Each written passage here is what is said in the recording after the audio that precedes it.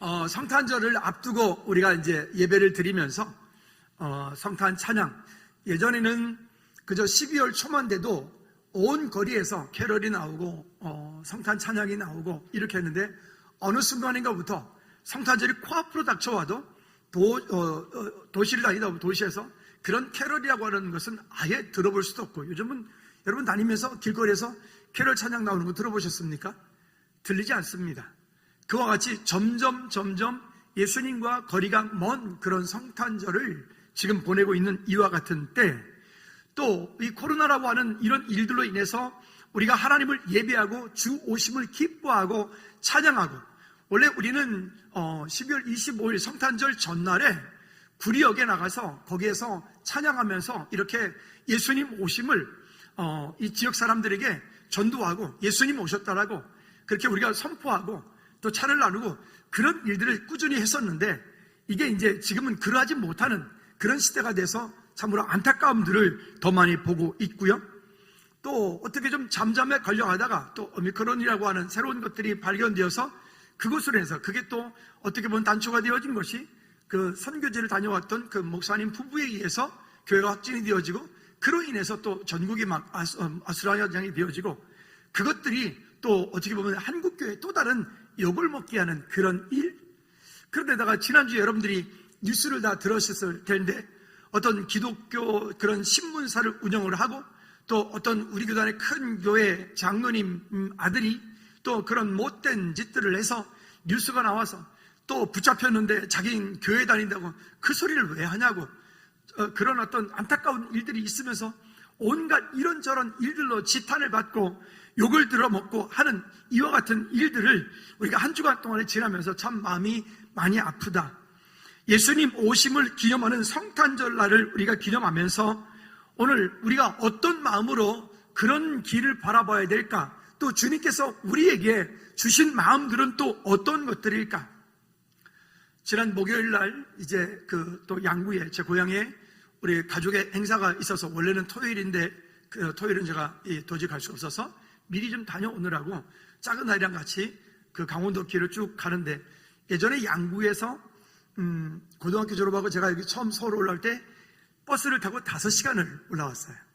지금은 제가 차를 몰고 가면 1시간 반이면 갑니다. 근데 그 가는데 보니까 예전에는 춘천으로 들어가서 이렇게 옴니길을 갈 때는 뭐 멀미다 하고 뭐 도대체 언제 가냐, 저기 보이는데 돌아서 그 길 빠져나가게 되면 30분 뭐 이런 어떤 길들이 다니기도 하고 그랬어요. 근데 지금 이번에 가면서 또 느껴진 것이 참 사람들의 그런 기술 수준이 대단히 좋다.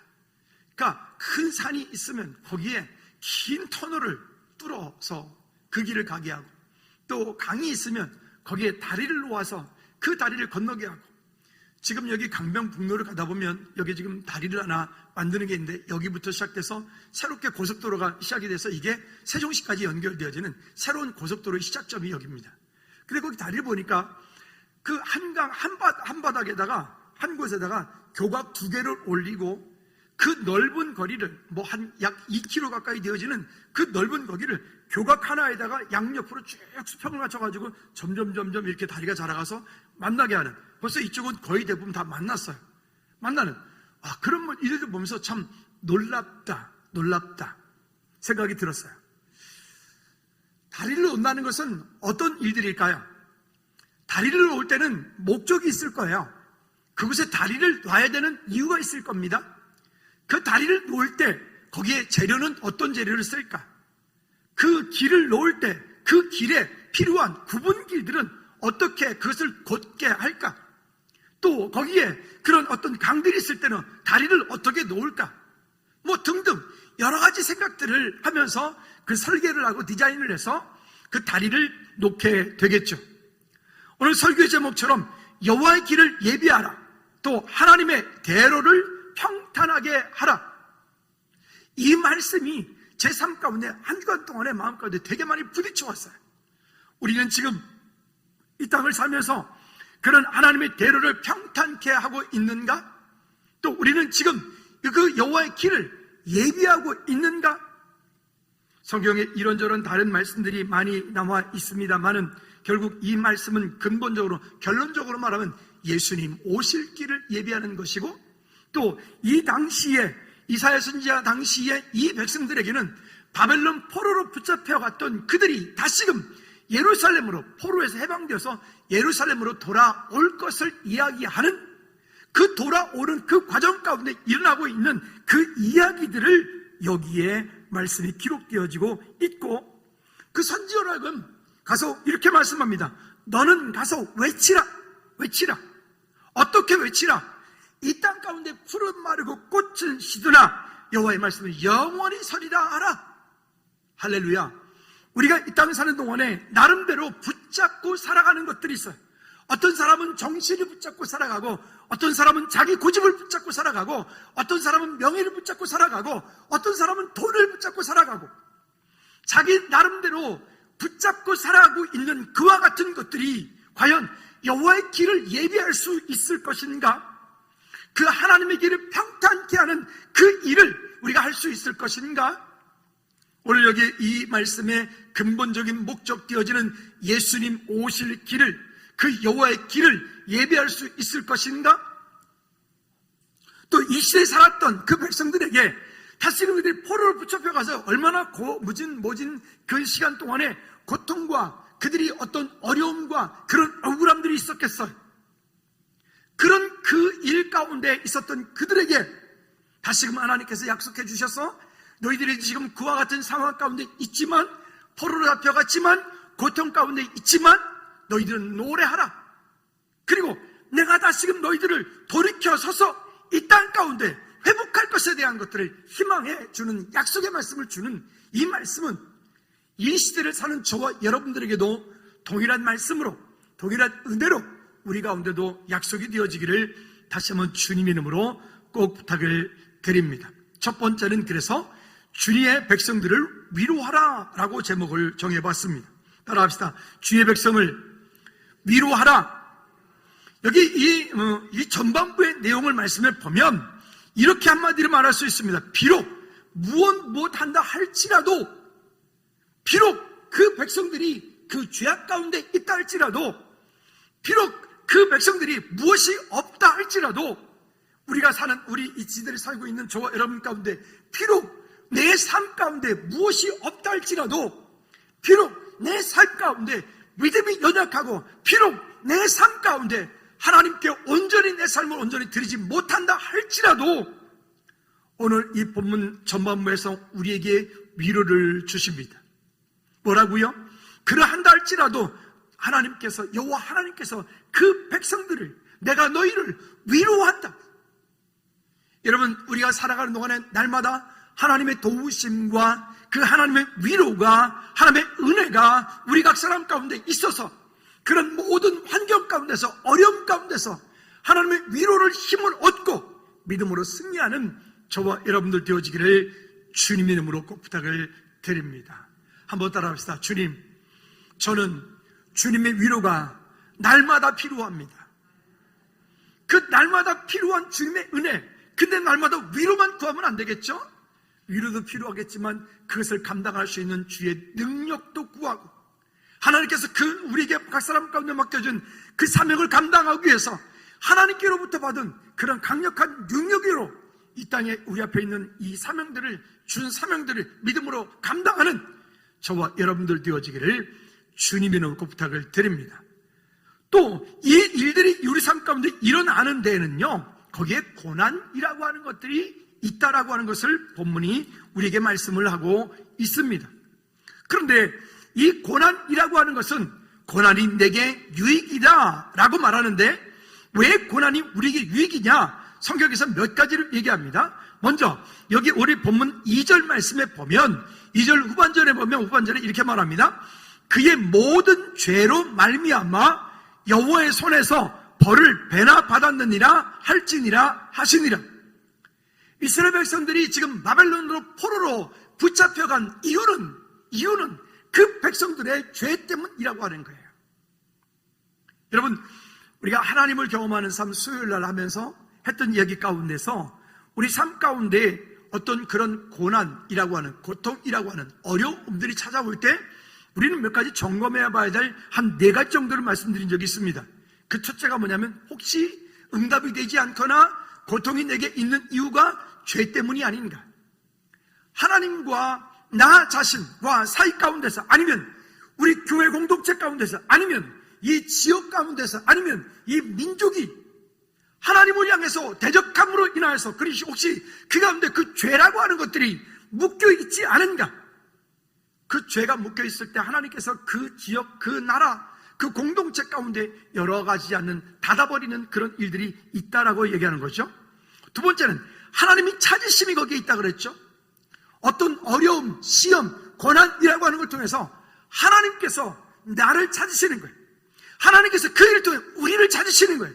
하나님께서 그 일을 통해서 우리 민족을 찾으시는 거예요. 하나님의 찾으심이 있다 그랬어요. 그 다음에 세 번째는 방향. 내가 원하는 방향이냐? 어떤 우리의 삶을 살아가는 동안에 우리가 무언가가 막혀있고 무언가가 고난이 있고 무언가가 우리 삶 가운데 뭔가가 묶여 있다면 여러분 스스로 점검해 보십시오. 혹시 죄 때문은 아닌가? 아니면 하나님께서 혹시 이 일들을 통하여 나를 찾으시는 것이 아닌가? 세 번째는 혹시 지금 내가 하려고 하는 이 방향이 하나님의 방향에서부터 다른 방향으로 지금 내가 가고 있지 않은가? 그 다음에 네 번째는 하나가 더 있다 그랬죠. 한번 따라합시다. 하나님의 때. 우리는 보통 하나님의 때에 하나님의 일하시는 것을 바라보기보다는 나의 때에 하나님께서 일하시길 원해요. 이게 우리의 마음이에요. 하나님, 내 때가 지금 이 때니까 하나님은 일하십시오. 하나님 왜 이렇게 일 안 하십니까? 이런 일들. 이와 같은 일들. 자, 그리고 또 이사야 38장 17절 앞장에서는 이렇게 우리에게 말씀을 합니다. 같이 읽어볼까요? 시작. 보소서, 내게 큰 고통을 도하신 것은 내게 평안을 주시려 함이라. 저 첫째가 이야기해요. 내게 고통을 주셨는데 고통을 주신 이유가 첫째가 뭐라고요? 내게 평안을 주려 하십니다. 이건 우리가 얼뜻 이해가 안 가요. 하나님, 이 고통이 있는데 이 고통이 어떻게 내게 평안이 된단 말입니까? 여러분, 만약에 고난, 고통이라고 하는 것이 없는 사람들이 있어요. 어떤 사람들이 고난과 고통이 없을까요? 우리 지난주, 그 지난주에 금요 찬양 예배 시간이랑 계속해서 말씀 나눴던 것처럼 거기에 하나님께서 천국잔치를 베풀어 놓고 그 사람들을 초청했어요. 초대했을 때 거기에 초대됐음에도 불구하고 그 자리에 참여하지 않는 사람. 어떤 사람이에요? 소를 산 사람, 밭을 산 사람, 장가갈 사람. 그죠? 여기 장가갈 사람 셋이나 있네. 이야, 곧 있어요. 내년에 2월달부터 시작해가지고 여기 땅 저기 전사님부터 시작해가지고 2월달, 3월달, 4월달 화이팅. 잘해봐. 어쨌든 아니 여기 장가갈 사람들은 하나님의 일에 초청되어지 하나님의 일을 잘하니까 감사하죠. 한마디로 말하면 여기에 이 풍부한 사람들은 하나님의 일에 초청되어도 그 풍부함 때문에 하나님께 돌아오지 않은 사람들이죠. 근데 하나님께 돌아오지 않은 그것 때문에 그들이 하나님을 떠났다면 그들은 진정한 행복한 사람들이 아니겠죠? 제가 아는 어떤 선교사님은 정말 부자였어요. 목포에서 내누라고 하는, 언제가도 말씀드렸던 것처럼 여객선 선주의 아들, 위로 누나들 8명, 그리고 자기 9번째로 자기가 태어났으니까 뭐 말 필요 없죠? 얼마나 대단했겠어요?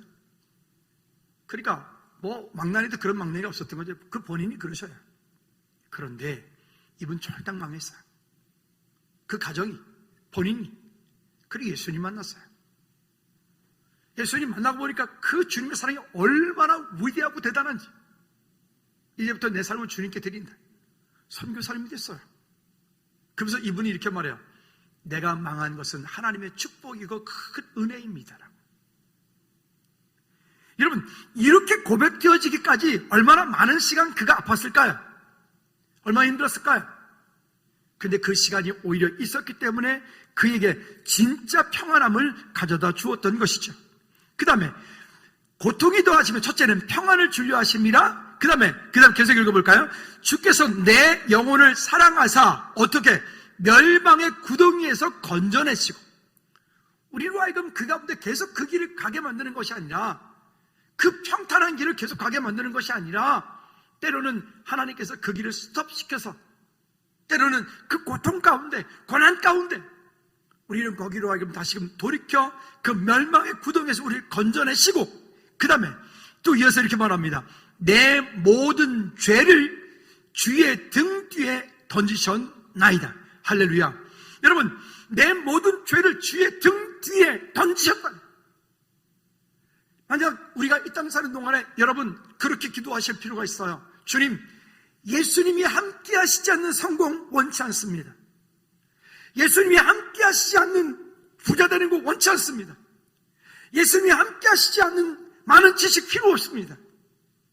그저 어떤 환경, 어떤 상황 가운데 있을지라도 주님과 함께하는, 주님의 은혜가 있는 그런 내 삶이, 주님 우리를 부르시는 그날까지 그 삶이 되게 해달라고 우리는 기도할 필요가 있단 말이죠. 여러분, 항상 어떤 일을 할 때, 여러분 큰 일을 감당을 할 때 그 가운데 주님이 함께 하시지 않는다면, 주님이 그 가운데 함께 가시지 않는다면, 차라리 모세가 고백했던 것처럼 주님, 만약 주께서 그 가나안 땅에 함께 가시지 않는다면 차라리 우리는 그 땅에 올라가지 않겠습니다. 여러분, 이 믿음의 고백이 우리 가운데 있기를 주님 이름 축복합니다. 목회자들 모임 가운데 제가 그 말씀을 함께 나눴어요. 교회가 크고 부흥해서 성도가 많아지면 그러면 성공한 것입니까? 만약 그런데 그 가운데 여호와께서 그 가운데 함께 계시지 않는다면 그 목사는 교주가 되는 거 아니겠습니까? 저만 그럴까요? 우리 모두가 다 마찬가지. 하나님의 도우심이, 은혜가 그 가운데 있기를 주님이 놓고 부탁을 드립니다. 그 다음에 또 베드로전서 4장 1절 말씀에 보면요, 이 고난이라고 하는 것은 우리에게 더 큰 유익을 가져다는 아주 큰 것이 있는데, 볼까요? 시작. 그리스도께서 이미 육체의 고난을 받으셨으니 너희도 같은 마음으로 갑옷을 삼으라. 이는 육체의 고난을 받은 자는 죄를 그쳤음이니. 아멘. 절대로 끊지 못했던 어떤 술, 중독, 담배, 도박, 뭐 이런 어떤 우리 사회가 말하는 그런 뭐 이런 것들 있잖아요. 근데 어떤 분이 이런 고백을 하고요. 만약 그때 그 벼랑에서 30m 굴러 떨어졌는데, 그때 30m 굴러 떨어지지 않았으면 지금도 아마 도박에서 손을 못 끊었을 거라고. 도박에 중독이 되면 속된 말로 마누라도 팔아먹는다 그러잖아요. 그 정도로. 이게 얼마나 심각한 문제예요. 우리 안에 가지고 있는 어떤 하나님 앞에 하나님 기뻐하시지 않는 어떤 일들이 있을 때 우리가 주의 길을 예비하고 우리가 여호와의 오실 길을, 그 내 삶을 통해서 하나님이 원하시는 그 길을 가기 위해서 때로는 우리로 하여금 그 고난이라고 하는 것들이 우리를 그것을 다시금 돌이켜 방향을 하나님께로 돌이켜 만드는 방법이 되기도 한다는, 이것이 그 무조건 나쁜 것이 아니라 힘들고 그 과정을 겪을 때는 아프지만 하나님께 돌이키는 방법이기도 하다는 것이죠. 디모데 1장 20절도 그 후반절에 보면 이렇게 말합니다. 내가 사단에게 내어준 것은 그들로 훈계를 받아 신성을 모독하지 못하게 하려 함이라. 그렇겠죠. 우상 숭배하고 있던 그 모든 것들에서부터 다시 돌이키는 것도 또한 마찬가지. 시편 119편 69절부터 71절까지 70절 말씀부터 보면 이렇게 말씀을 합니다. 그들의 마음은 살쪄서 기름덩이 같으나 나는 주의 법을 즐거워하나이다. 그리고 71절 다 같이 소리내서 시작. 고난당한 것이 내게 유익이라. 이로 말미암아 내가 주의 율례들을 배우게 되었나이다. 아멘. 여러분, 주의 길을 예비하라 라고 하는 이 말씀 가운데 왜 이 죄에 대한 얘기를 이렇게 많이 좀 예를 들어서 할까요? 지금 내 삶 가운데 일어나고 있는 이러한 저러한 갈등들이 있고 이런저런 묶임들이 있고 이런저런 어려움들이 문제가 있음에도 불구하고 혹시 우리가 돌이키지 않고 있다면 우리는 그 여호와의 길을 예비할 수가 없어요. 하나님의 대로를 평탄하게 할 수가 없어요. 그 길을 가는 데에 그 길을 예비하는 그 길 가운데 가장 거침돌이 되어지는 것이 방금 말씀드렸던 이 몇 가지의 요소들이기 때문에 그래요. 오늘 다시 한번 우리 속에 나도 모르게 뿌리내리고 자리 잡고 있는 것들이, 주님보다 우선하고 있는 그 어떤 것들이 만약에 방해되어지는 것들이 있다면 지금 그것 때문에 내 안에 갈등이 있고, 그것 때문에 내 안에 고통이 있고, 그것 때문에 내 안에 어려움들이 있다면 그것을 다시 끊고 돌이켜 주의 길을 예비하는 저와 여러분들 되어지기를 주님의 이름으로 축복합니다. 다시 본문 5절 말씀으로 돌아가면, 그래서 이렇게 말씀합니다. 여호와의 영광이 나타나고 모든 육체가 그것을 함께 보리라. 이는 여호와의 입의 말씀이라 하셨느니라. 하나님의 영광을 위하여, 비록 내 삶 가운데 그런 고난이 있고, 비록 내 삶 가운데 그런 갈등이 있고, 비록 내 삶 가운데 아직 그 약속의 땅, 언약의 땅에 들어가지 못하였고, 아직 그 예수님이 원하시는 만큼의 기쁨의 길을, 그 즐거움의 길을 내가 지금 가고 있지 못하다 할지라도, 그저 하나님께서 우리 각 사람 가운데 주신 그 약속의 말씀을 붙잡고 믿음으로 그 길을 담대하게 감당하는 저와 여러분들 되어지기를 주님 이름으로 꼭 부탁을 드립니다. 두 번째는 여호와의 길을 예비하라. 예비하라. 여러분, 아까도 말씀드렸던 것처럼 길을 닦을 때 목적과 방향, 재료, 또 어떻게 만들어요? 수단. 종종 보면 우리 사회 가운데 참 안타까운 일들이, 방금도 말씀드렸던 것처럼 그런 일이에요. 그분은 유명한 장로님이고, 그분은 믿음이 좋고, 그 가정은 훌륭한 가정인데, 문제는 그분은 그런데 그 자식은 엘리 제사장의 두 아들과 같은, 그죠? 베네벨리알이라 지격한 마귀 새끼들이라. 제사장의 아들들인데 그들이 마귀 새끼들이에요. 여러분, 이게 되게 심각한 얘기 아닙니까? 목사의 아들들인데 이게 베네벨 마귀 새끼들이에요. 장로의 아들들인데 이게 마귀 새끼들이에요.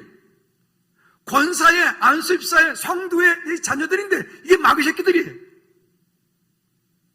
여러분, 이게 얼마나 안타까운 일이에요. 신앙생활 나 혼자 잘하면 되는 게 아닙니다. 우리는 내 다음 세대, 내 자녀 세대에게 그 믿음의 상속을, 유업을 물려줌으로 여호와의 길을 또 예비해야 되는, 우리는 그 다리 역할을 우리가 어떻게 잘 감당하느냐에 따라서 우리의 미래가, 인생이 달라지는 거예요. 자녀는 장사의 화살통에 있는 그 화살과 같다 그랬어요. 결국 부모로서 이 땅을 사는 동안에 최고의 낙은 무엇이겠어요? 내 자녀가 이 땅 가운데 하나님의 뜻과 하나님의 방법을 따라 하나님의 앞에서 믿음으로 그 길을 잘 감당하는 사람이 최고의 축복인 거예요. 그게 꼭 돈을 많이 벌어서, 꼭 공부를 잘해서, 꼭 그 사람이 출세해서가 아니에요. 하나님의 뜻 가운데 순수하게 하나님의 일들을 믿음으로 감당하는 그 자녀가 가장 복된 자녀란 말이죠. 여러분, 기억하십시오. 우리 자녀들을 믿음 안에서 믿음으로 잘 키워 양육해서 내 자녀들을, 따라합시다, 내 자녀를 베네벨리알 마귀 새끼 만들지 말자. 이거 얼마나 무서운 말이에요. 내 자녀가 마귀 새끼가 되면 큰일 나는 일이 아닙니까?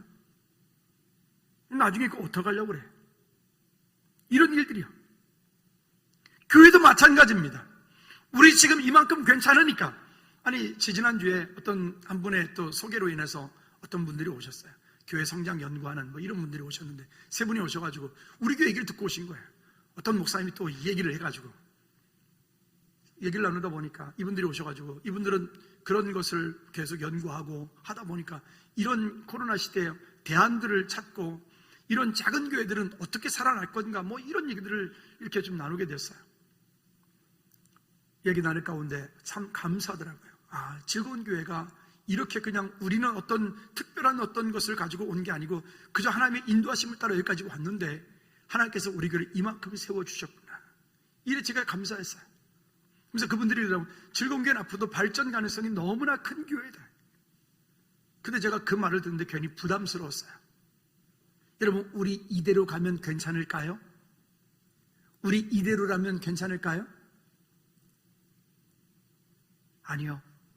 이대로 가면 괜찮은 게 아니라 우리는 주님 부르시는 그날까지 매일매일 주 오실 길을 예비하기 위해서 우리는 다음 세대를 세워놓는 일들을 우리가 믿음으로 감당하지 않으면 우리는 아무것도 할 수 없어요. 이거 금방이에요. 금방 지나가요. 제가 목회할 수 있는 시간이 보니까 10년밖에 안 남았더라고요. 그러고 보니까 괜히 마음이 막 즐거워지는 거예요. 슬프다 그럴 줄 알았죠? 즐거워지는 거. 와, 10년이면 이제 난 자유다! 막 이러면서. 접으려고 하지 마세요, 그때는. 어쨌든. 그러더라고요. 생각해보니까, 진짜 그렇게밖에 시간이 안 남았구나.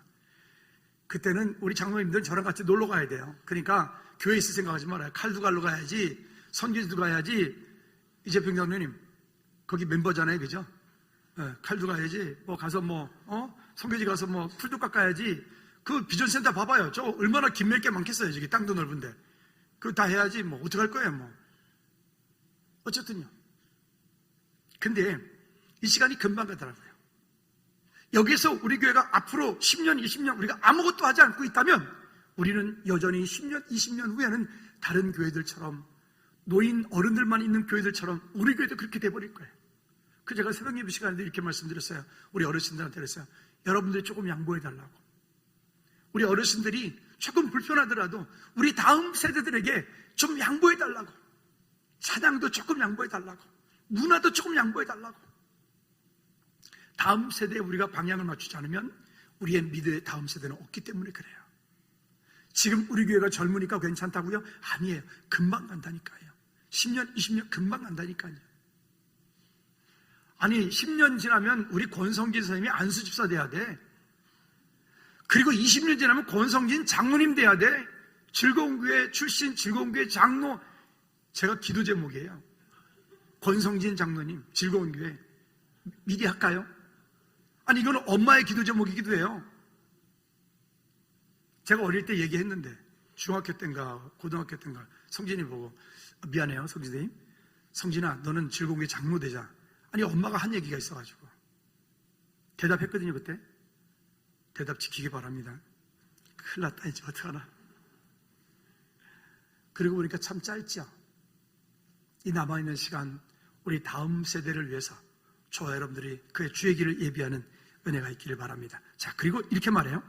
그러면 이 사막에서 하나님의 대로를 평탄케 하라. 3절 말씀에서 말씀하고 있는데요. 이것은 뭐냐면 바벨론 포로로 잡혀갔던 그 백성들이 다시금 그 약속의 땅, 언약의 땅으로 돌아올 것에 대한 이야기를 하는데, 돌아오는 그때에 그 땅을 지나갈 그 백성들이 그 언약의 땅을 지나갈 수 있도록, 그 약속을 이기고 지나갈 수 있도록 뭐 하라는 거예요?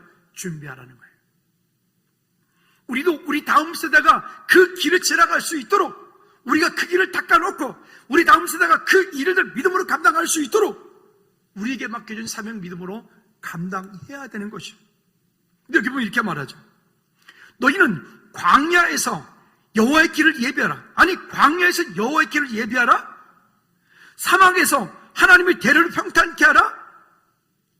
구원받기로 작정되어진 주의 백성들이 그 길을 통하여 주의 전으로 나와 함께 우리와 함께 믿음의 하나님의 약속의 말씀을 붙잡고 주 오실 길을 함께 준비하고 예배하는 우리 모두가 되었으면 좋겠어요. 할렐루야.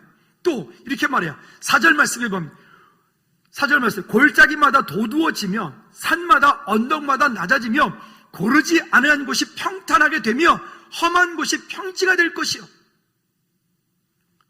골짜기마다 도두어진다. 아까 제가 말씀드렸잖아요. 강원도 가는 길에 보면 막 그렇게 한번 들어갔다 나왔다. 이 길이 막 대단했거든요. 근데 그 골짜기를 도두어라.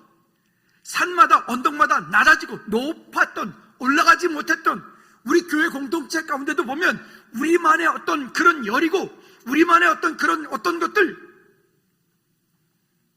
그런 것들을 낮아지게 만들어라. 그래서 누구라도 즐거운 교회 공동체에 들어와서 이 가운데 함께 자유하고 함께 믿음으로 승리하는 공동체가 되기를 우리가 만들어가고, 또 험한 곳이 평지가 되게 하고, 즉 죄성을 가지고 있었던 우리 안에 가지고 있는 그런 마음들, 우리 속에 가지고 있는 그런 하나님 기뻐하지 않았던 등등의 이런 것들을 내 속에서 내어 쫓고 다시금 그렇게 하나님의 말씀을 믿음으로 지켜 살아내는, 하나님을 사랑한다고 하는데, 주님을 예배한다고 하는데 우리 마음 가운데 삶으로는 그렇게 하나님을 예배하지 않아, 살아내지 않아. 그냥 입만 살아있어.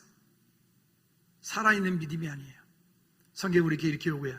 내 자신이 믿음이 있는가 내 자신을 시험하여 보아라. 내가 믿음이 있는가 내 자신을 시험해 봐라.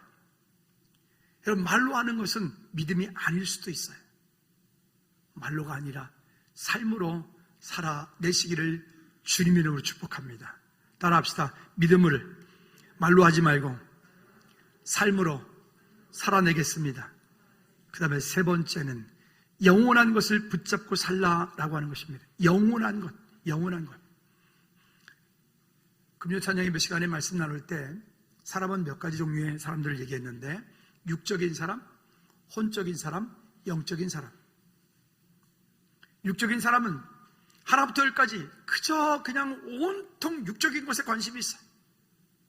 뭐 몸짱, 얼짱, 뭐 째고 붙이고 늘리고 좁히고 뭐 붙이고 심고 뭐 심고 이렇게 저도 관심 있어요.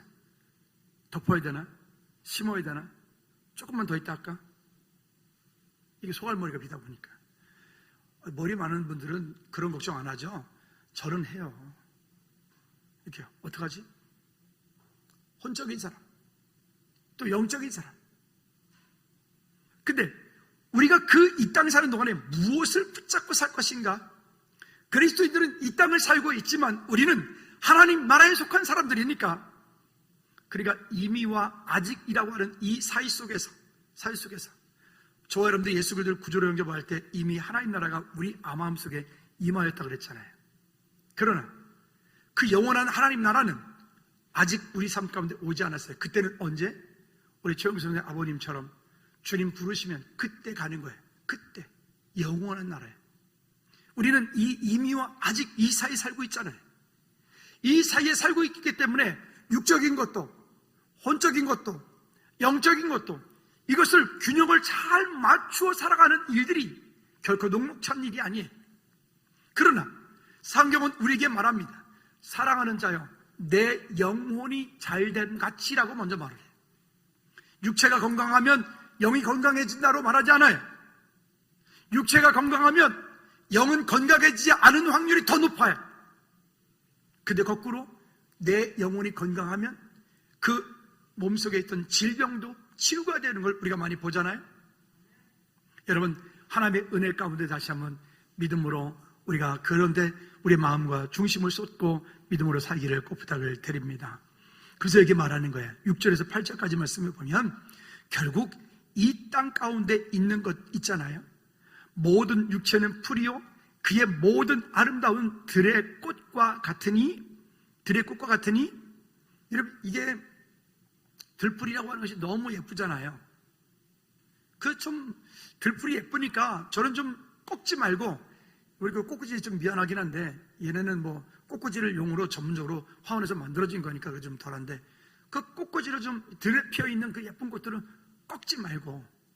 우리 여기 화단에도 꽃을 심어 놓으면 좀 뽑아가거나 꺾어가지 말고 좀 함께 보면 좋을 텐데. 지난번엔 당귀가 또 예쁘더라고요. 그 화초용이 있어요. 그 당귀를 심어놨더니 그 당귀를 아시는 분들이 당귀 새순이 나올 때마다 그걸 다 잘라가네. 나중에는 당귀가 기둥만 남고 이게 이파리가 하나도 없는 거예요. 아마 이분들은 당귀가 혈액순환에 좋고 피를 깨끗하게 만든다는 얘기가 있으니까 가져가가지고 아마 된장 찍어 드셨을 거예요. 약은 안 쳤으니까 드셔도 괜찮긴 한데 좀 같이 보면 좋을 텐데 말이죠. 어쨌든요, 우리 안에 그런 모든 것들은요, 딱 꺾이는 순간 어떻게 되죠? 아무리 이렇게 꽃병에다 꽂아놓고 아무리 뭐 이렇게 해놔도요, 다 금방 시들게 되어 있잖아요. 그러니까 인생의 이 땅 사는 동안에 우리가 그렇게 추구하고 있는 그런 모든 부귀영화라고 하는 것들이 다 들의 풀과 같다. 부질없다. 잠언이 말한 것처럼 헛되니 모든 것이 헛되도다. 그런데 8절 말씀에서 우리가 잘 아는 말씀이죠. 이렇게 말해요. 풀은 마르고 꽃은 시드나. 이 풀은 마르고 꽃은 시든다. 이 말은 이 땅 사는 동안에 사람이 누릴 수 있는 모든 뭐 등등등등등등등 이런 것들. 그런 영광, 그런 뭐 등등. 근데 그것 다 시든다는 거예요. 다 화무심이로이라, 일장중몽이라, 뭐 그런 말 하잖아요. 그러나 여기 이렇게 말해요. 우리 하나님의 말씀은 영원히 서리라. 그래서 우리 자녀들이, 저와 여러분들이 이 땅에 사는 동안에 말씀의 훈련이 되고 말씀의 이끌림을 따라 살아가는 훈련이 되어지면 세상이 뭐라 하든, 세상이 어떤 요동을 치든 거기 흔들리지 않고 그 말씀을 따라가는 훈련이 되어진 사람은 반드시 승리하게 되어 있어요. 우리가 그런 저와 여러분들 되어지기를 주님의 이름으로 축복합니다. 우리 송고사님만 말씀 듣나 봐. 다른 분들은 아멘을 안 하네. 할렐루야. 자, 여러분요, 그 다음 절에 이렇게 말합니다. 27절, 28절 그 후반절에 보면, 또 28절 후반절에 보면 이렇게 말합니다. 너는 알지 못하였느냐, 듣지 못하였느냐? 영원하신 하나님 여호와 땅끝까지 창조하신 이는 피곤하지 않으시며 곤비하지 않으시며 명철이 한이 없으시며 피곤한 자에게는 능력을 주시며 무능한 자에게는 힘을 더하시나니. 31절 한 번 더 가져가시고 31절 다 같이 시작. 오직 여호와를 앙망하는 자는 새 힘을 얻으리니 독수리가 날개치며 올라감 같을 것이요 다른 막질하여도 곤비하지 아니하겠고 걸어가도 피곤하지 아니하리로다. 아멘. 그 주님의 은혜 가운데서 믿음으로 살아가는 일들이 우리 가운데 얼마나 중요한지 몰라요. 여기에 이 말씀을 이렇게 주석을 찾다 보니까 거기 어떤 분이 이런 글을 써놨는데 공감이 됐습니다. 작은 새는 날갯짓을 하여서 날아서 다녀요. 자기 힘으로 날갯짓을 다니는 거예요. 근데 여기서 31절에서 말하고 있는 것처럼 오직 여호와를 앙망하는 자는 새 힘을 얻으리니 독수리가 날개치며 올라가 같을 것이라고 하잖아요. 이게 어떤 거냐면, 이런 큰 새들은 처음에 날개를 푸득푸득 거리는데 그 다음에 어느 정도 딱 올라가면 날개를 쫙 뻗고 하늘을 계속 활강하죠. 그걸 기류를 타는 거예요. 기류를 타는 건데 여기서 말하는 게 그런 거래요. 그런 뜻이라고요. 여호와를 앙망하는 자, 내년도 표어거든요. 읽어볼까요? 시작. 하나님을 가까이 하라. 그리하면 너희를 가까이 하시리라. 한 번 더 시작. 하나님을 가까이 하라. 그리하면 너희를 가까이 하시리라. 이렇게 되어질 때 그렇게 주께서 주시는 그 기류, 상승 기류, 그 힘을 의지해서 활강할 수 있는 거예요. 그때 높이 날 수 있는 거예요. 그게 우리의 삶이 그렇게 되어질 때 여호와의 길을 예비하고 하나님의 대로를 평탄케 할 수 있는 저와 여러분들이 될 수 있는 거예요. 말씀을 마치겠습니다. 작은 새는 그 자리에서 푸득푸득거리다가 조금 날아가고 말아요. 먼 거리를 못 가는 거죠. 여러분, 이제 벌써 기러기들이 날아오고 철새들이 날아와서 막 V자를 그리면서 하늘을 쫙 날아가잖아요. 그럼 그 새들은 어떻게 가든가요? 여기 동네 참새처럼 막 파닥파닥거리질 않아요. 걔들은 이러고 가잖아요. 그죠? 독수리는 텃새입니다. 그런 철새가 있고 텃새가 있는데, 독수리는 텃새인데 그 텃새인 독수리들은 그 계곡 가운데, 그 높은 산 꼭대기 가운데 거기에 기류들을 잘 알고 있어요. 그것들은 바위에서 점프를 번쩍 해가지고 한 번, 두 번, 세 번 쫙 돌다가요. 이게 다른 거예요. 여호와를 앙망하는 자는 새 힘을 얻으리니 독수리가 날개치며 올라감 같을 것이요 다른 박질라도 곤비하지 아니하겠고 걸어가도 피곤하지 아니하리로다. 여기 내년도 표고처럼 하나님을 가까이 하라. 그리하면 너희를 가까이 하시리라. 그렇게 함으로 저와 여러분들 여호와의 길을 예비하는 우리 모두가 되기를, 우리 다음 세대, 주일학교, 중고등부, 청년부, 우리 유치부 다음 세대가 되기를 주님의 이름으로 축복합니다. 기도합시다.